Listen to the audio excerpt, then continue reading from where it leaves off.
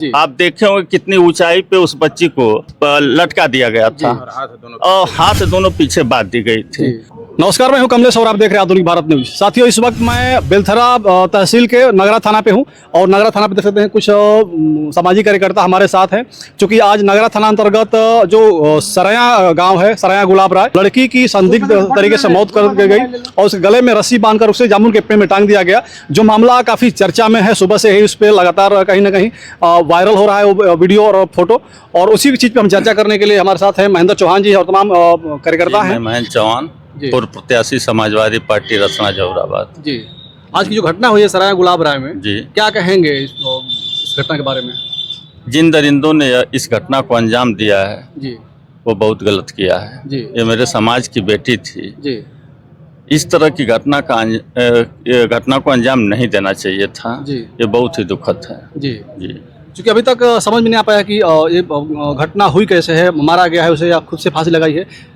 अब सवाल यह है कि लड़की के माता पिता लखनऊ इलाज कराने गए थे जी, और इलाज अभी लखनऊ ही करा रहे हैं और दरिंदों को पता था कि इसके माता पिता नहीं नहीं है। है। शाम के टाइम में जैसा कि लोग बता रहे हैं कि लड़की के हाथ में अभी आटा ओटा लगा हुआ है जी, और उसी समय लड़की को, इसका मतलब कि ये घटना शाम की है जी, और दरिंदों ने उसके साथ क्या क्या किया है तो पोस्टमार्टम रिपोर्ट के बाद ही पुष्टि की जा सकती है। जी, बट अभी माता पिता आए हैं, ये लोग भी बता रहे हैं कि कुछ मामला चल रहा था हमारा गांव में, जी, लेकिन ऐसा भी हो सकता है कि मामले कुछ रहते हैं हो कुछ जाता वो है। कुछ जाता है। तो पुलिस लगी हुई है, चूंकि जी। पता चला है कि कप्तान साहब आए थे, सीओ साहब आए थे, 4-5 थानों की फोर्स भी वहाँ भीमपुरा और नगरा लगी हुई है। जी, और हमें भरोसा है कि प्रशासन इस पर काम करेगा जी, और 24 घंटा 48 घंटा में निश्चित रूप से इस केस का पर्दाफाश पुलिस कर लेगी, जिस तरह से पुलिस की तत्परता देखने को मिल रही है। जी, क्योंकि सवाल यह भी उठता है कि लगातार भारतीय जनता पार्टी और उसके मुखिया सदन में रोज रोज चिल्लाते रहते हैं कि हम जीरो टॉलरेंस पे काम कर रहे हैं, जी, लेकिन आखिर अपराधी आ कहाँ से रहे हैं? जी, जब अपराधी का आप इनकाउंटर कर दिए हाँ। तो दहशत में आ जाना चाहिए अपराधियों को। जी। अभी कल की घटना है, गाजीपुर में दिन दहाड़े अमन चौहान की गोली मारकर हत्या की जी। गई, अनुराग सिंह की दिन दहाड़े गोली मारकर हत्या की जी। गई। तो आखिर ये अपराधी आ कहाँ से रहे हैं? इसका मतलब कि जो भारतीय जनता पार्टी के मुखिया जो बोल रहे हैं उस पर अमल नहीं कर रहे हैं। लेकिन आज यहाँ का प्रशासन जो मुझे देखने को मिला है, जी। निश्चित रूप से एक्टिव है और कुछ करके दिखा देगा। जी, जी, जैसे आप दरिंदगी की आशंका जता रहे हैं, कोई आटा सानने के समय शाम की मामला है, हो सकता है दरिंदगी की गई होगी।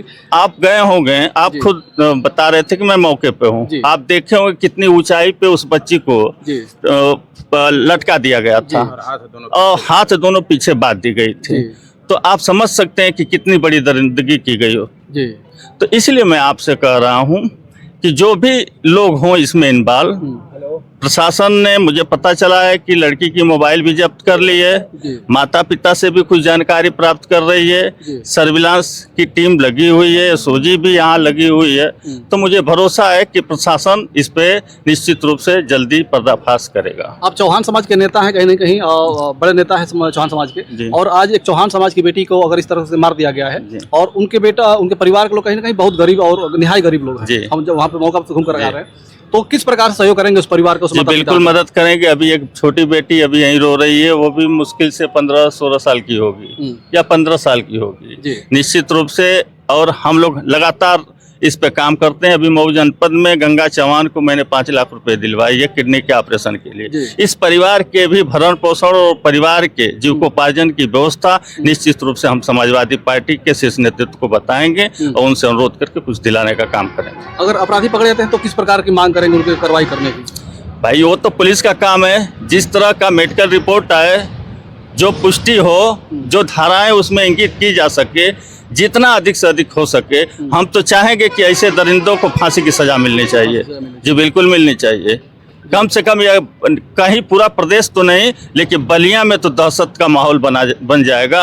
कम से कम ऐसे दहशतगर्द नए कार्यों को अंजाम देने से डरेंगे तो। इसीलिए तो हम चाह रहे हैं और लगातार इस पे जोगी जी बयान देते हैं, मुख्यमंत्री जी जीरो टॉलरेंस, लेकिन समझ में आता होता कुछ नहीं है। अभी 2 साल पहले आजमगढ़ में मेरे समाज के महनाजपुर मऊ परासी गांव के 2 नौजवानों को 1 साल 20-22 साल की उम्र के थे, 1 साल 1-1 साल का अंतर पे फांसी के फंदे पर लटका के मार दिया जी। गया। अभी तत्काल में देवरिया का मामला है, चंदौली में केरा में चौहान समाज के लोगों को दौड़ा के गोली मार दी गई। तो रोज घटनाएं हो रही, सिर्फ चौहान समाज नहीं, पूरा प्रदेश दहशत भरी जिंदगी जीने को मजबूर है। पत्रकार मारा जा रहा है, किसान मारा जा रहा है, नौजवान मारा जा रहा है इस सरकार में।